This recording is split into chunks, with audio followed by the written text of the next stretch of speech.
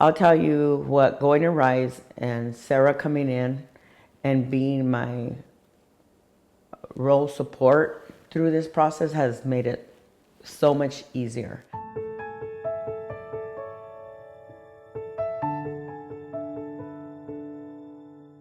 Who are you a kinship parent of? My grandson, Your grandson. Okay. How old is your grandson? he just turned 14. How did you get involved with doing kinship care or being a kinship parent? Well, I had a fight to get custody of him, and it was brought to my attention to do the foster classes, so I did that. So how did he feel about coming to live with you? He actually wanted that, but it was just a process of figuring out how to do it without making an uproar. Sure. I think it's best long term, and he realized that. At first he was kind of pushing away because he wanted to be with, his mom, but I think he realized at this point that this is the best place for him, Sure. Yeah. So it's working out. For him, what would you like to see him do? Oh my God, Braden's so smart. I told him, all I want is for you to grow up to be a successful man, a kind man, a responsible man, a respectful man, I want him to be happy with where he goes in life. And he has that opportunity with you. That's awesome. What's been some of the most challenging things? I'll tell you the most challenging thing is, first of all, his behaviors at times and trying to test the waters. But he's at that age. He's a kid. He's going to try to challenge. I went through that with my other girls, right? But so it's sad. He's improving, and I've told him, we take things away from him when we have to, restrict his phone when we have to. He don't like it, but he earns it back eventually, He's getting it, so he's working on his grades. I've been getting a lot of notifications. I'll text him during the day, like, I'm so proud of you, you brought your grade up. That's great, and try to reward him at the same time, He's a kid, but at the same time, we got to discipline him, but at the same time, we got to understand what he's been through. Sure.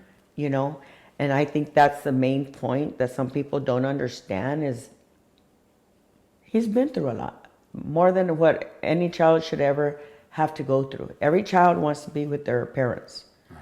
And it doesn't matter if I'm grandma. It doesn't matter whether I'm providing the best I can for him. Ultimately, he feels that he was, taken away from his parents because he's always going to love his parents. Yeah. And even if it takes this changing my life, I'll do it over again. It's tiring, it's hard, but I would never give up on my family. Yeah. So in some ways it's a challenge. It sounds like that you've raised your family, they're all out the door, and now you're having to go back again and raise another family. So that has been a challenge. It has been a challenge, and sometimes I have to really think deep inside that sometimes maybe I react because I feel like I don't want to be doing this. I don't, if I didn't have to go through those bad situations, it wouldn't be a problem, right? But when I have to go through these situations, it just like, I thought I was over this. But I'll tell you what, going to Rise and Sarah coming in and being my role support through this process has made it so much easier. I've had so much turnover in other agencies, but with Sarah, it's always been consistent, and that's what's helped me out so much, because you need that consistency in times like this. Yeah. So tell me about the happy part or the joys of having your grandson. Oh, that he's fun to have around. He's very smart, and I love when I could get him to go do things with me. You know, most of the time it's always like, I'll stay home. Hearing about his day, it's just communicating with him, you know, and building a bond that I want with him, you know, because he's going to be my son, you know. So I want to build that strong relationship with him. That's an interesting point, that he's not only your grandson, but now he is your son. Son, exactly. In this situation. So tell me about that. Tell me about why you decided to adopt.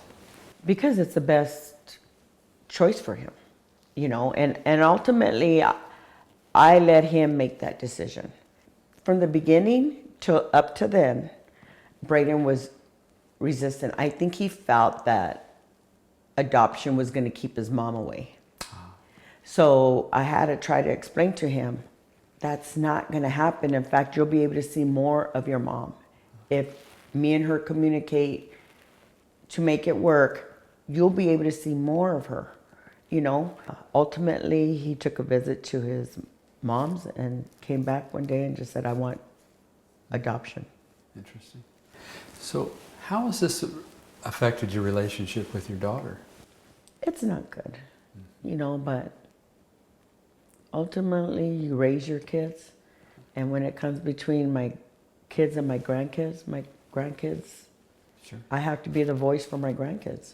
But I'm not gonna beat myself up for doing what was right for Braden at that time. If you were to give advice to another grandparent who was considering this, that maybe was in a similar situation, what advice would you give them?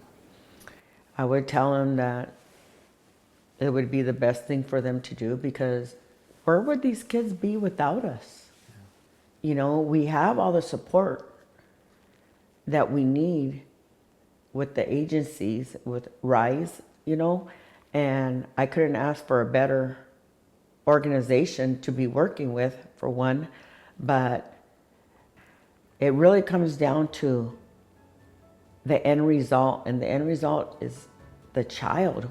You want that child to succeed. You want that child to grow up to be, you know, a great individual, you know. So if you're willing to sacrifice your life for your grandkids, I would say yes, do it. Life isn't always perfect, you know, and I don't expect Braden to be perfect. I'm not going to be perfect, but if we work together and build a strong relationship and strong bond, what else? That's priceless, you know. You're priceless.